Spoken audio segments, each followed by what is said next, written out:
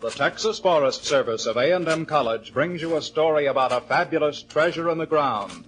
A story drawn from the pages of history and the folklore of Texas. A story about the lost Saba mine.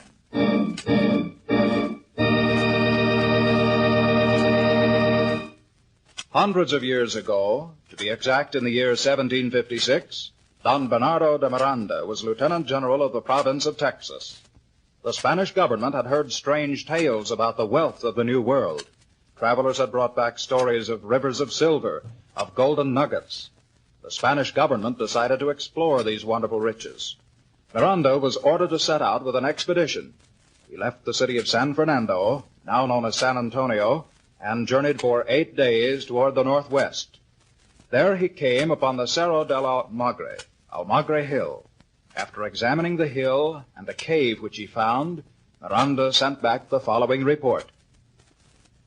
The mines which are in the Cerro del Almagre are so numerous that I guarantee to give to every settler of the province of Texas a full claim. The principal vein is more than 2 paras in width, and in its westward lead appears to be of immeasurable thickness. There are all the natural requirements for a settlement of workers. Pasturage for livestock, plenty of wood for mine timbers, water for mining operations, and irrigable soil. Miranda eventually returned to San Fernando with 3 pounds of ore to be assayed. Sure enough, the ore showed a good percentage of silver. Miranda wanted to return to the mine, but some doubt was raised if the ore sample were representative of the mine.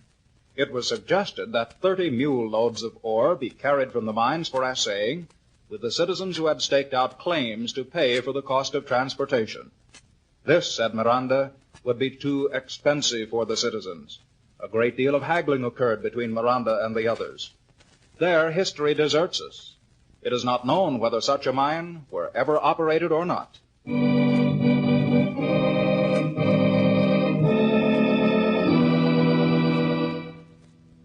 But again, the pages of history open for a brief moment to give us a glimpse of the secret of James Bowie.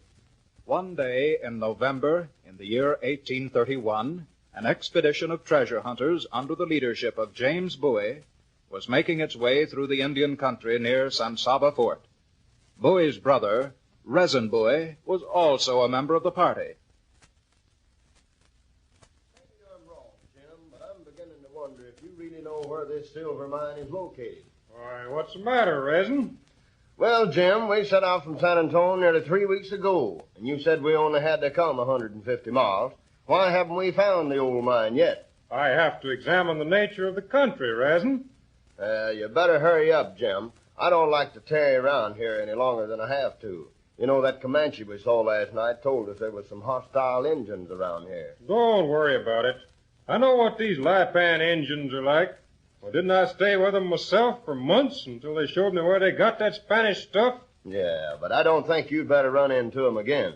You know, Chief Three Hands is after your scalp since you run out on him. And we'll get the silver located and get out of here before too long. Just as soon as... Hey, boy! The Indians are coming. They just shot Jones. I saw him fall off his horse with an arrow through it. All right, men, give it to them. There they come over the hill.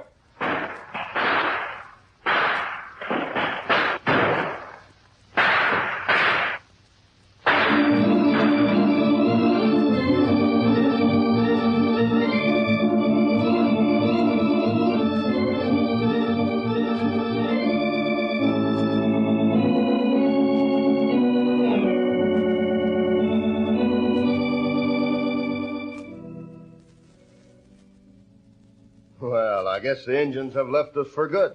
That was a long fight. How do we stand, Resin? Well, Buckhannon's leg is too bad for him to ride.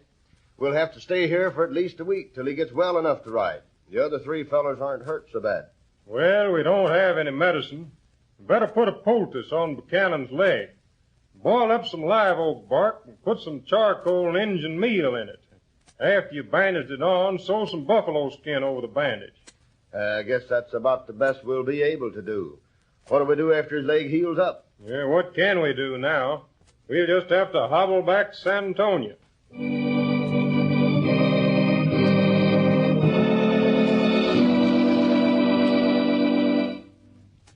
Down through the years come stories of people finding silver and gold in this region. One day, Captain Ben McCullough of the Texas Rangers called two of his men into the office.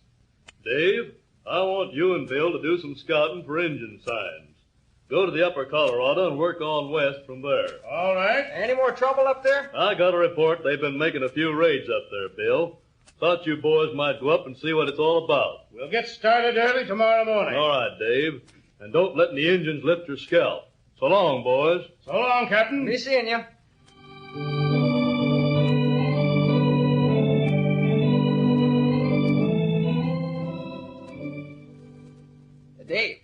Dave, are you awake? Yes, I guess so. This last week of riding has got me all wore out. You been up long? About 20 minutes. I've been looking for the horses. I can't find them in this fog. Sure is foggy out, all right. Wait till I get my boots on and I'll help you hunt. We'll be sort of out of luck if we don't find them. We're about out of water, too.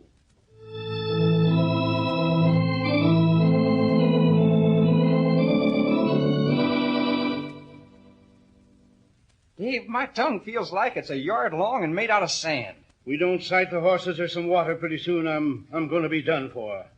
I thought for sure we'd find the horses yesterday after the fog lifted. Well, maybe we'll be able to see something from this hilltop. Nothing in back of us. Second we should see it'll be see the other side. Yeah, look. You see that winding line of green down there? Why, it's sure enough a stream of water.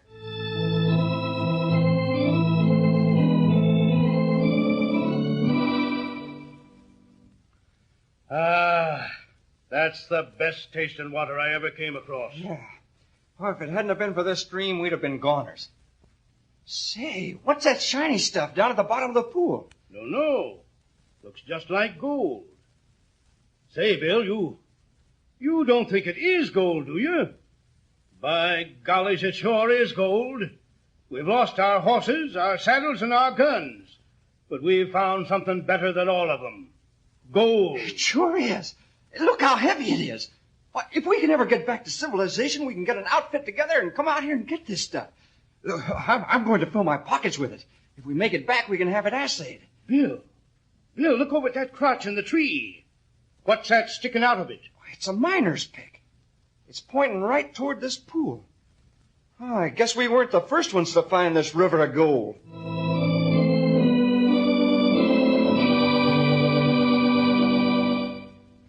The Rangers found their way back to civilization all right. They walked until they saw Pack Saddle Mountain looming up in the distance, and they used it as a landmark to get back home. A mineral expert told them the gold they had found was drift gold, washed downstream from a mother lode. The two Rangers went back to search for the river of gold and the mother lode.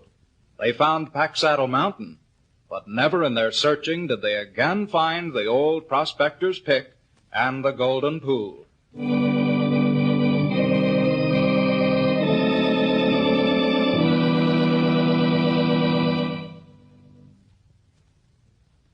This time our treasure appears as the Blanco mine. It is said that a Spaniard by the name of Blanco found the mine. Again, it was lost to the knowledge of man. And then one day a man came into a Texas town looking for Jim Rowland. Yeah, I'm Jim Rowland. What can I do for you? My name is Cheney.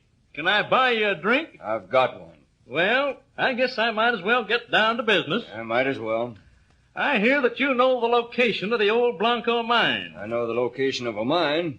Whether it's the Blanco mine is a matter of opinion. A fellow down the street was telling me that a man named Larimore found it and showed it to you. Yeah, Larimore found it. He was up on Pack Saddle Mountain one day hunting javelinas. His dogs ran 3 of them into a den. When he smoked them out of the den, he found it was an old mine with minerals showing. Later on, I helped him take about 100 pounds of mineral out of there. It was lead with a strong percentage of silver in it. I'm offering you $1,000 to show me the location of that mine. That's quite a bit of money.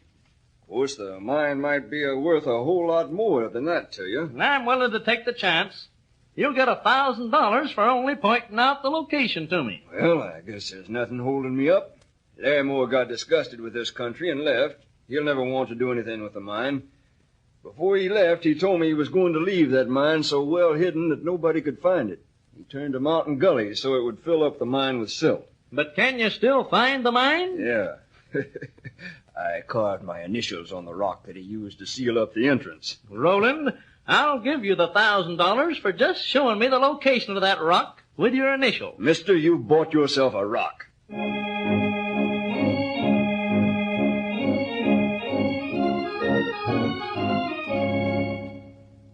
Listen, Roland, we've been walking around this pack saddle mountain until I'm tired of it. Are you sure you know where you're going? I know where I'm going, all right. Well, I'm tired of fooling around. I'm tired, too.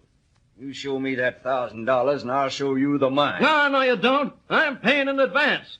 You'll get your money after you show me where that rock with your initials on it is located. Yeah, then you won't find out from me. I'm going back home.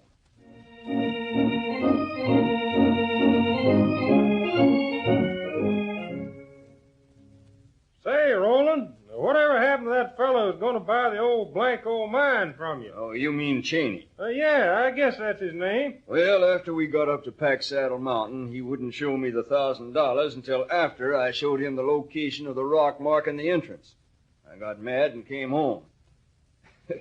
You know, he was a blame fool. Just to think, at the very minute I told Cheney to hand over them $1,000, I was a-standing right on top of that mine.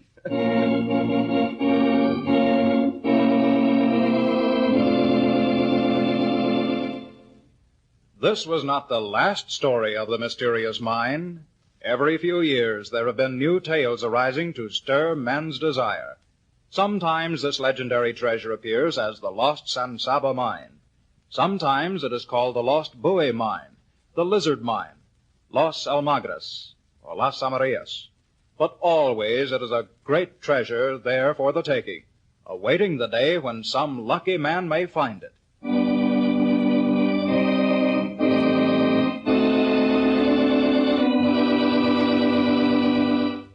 So much for the ghostly treasure. Let us turn to the more practical wealth which Texans have already found. Texas has mines which are of real importance to the people of the state, not perhaps so fantastic nor so rich as the lost San Saba mine, but still producing valuable minerals. Texas mines produce mercury, silver, salt, fuller's earth, graphite, gypsum, clay, asphalt, bituminous rock, coal, limestone, granite, and sand. Most mines require mine timbers, stout wooden timbers to keep the earth in place as the miners take out the hidden riches. Since long before the days of Miranda, wooden timbers and wooden construction have been vitally important in mining. According to Director W.E. White of the Texas Forest Service, thousands of trees from the forests of Texas are cut for mine timbers for use in the state and outside the state. Other trees are made into lumber to build mine buildings and homes for the miners, and into railway ties for mine tracks. In addition to aiding mining operations, mine timbers bring a cash income to the timberland owners of the state. Thus, Texas forests work hand in hand with another Texas industry to benefit the people of the state. A constant supply of timber can build a greater Texas.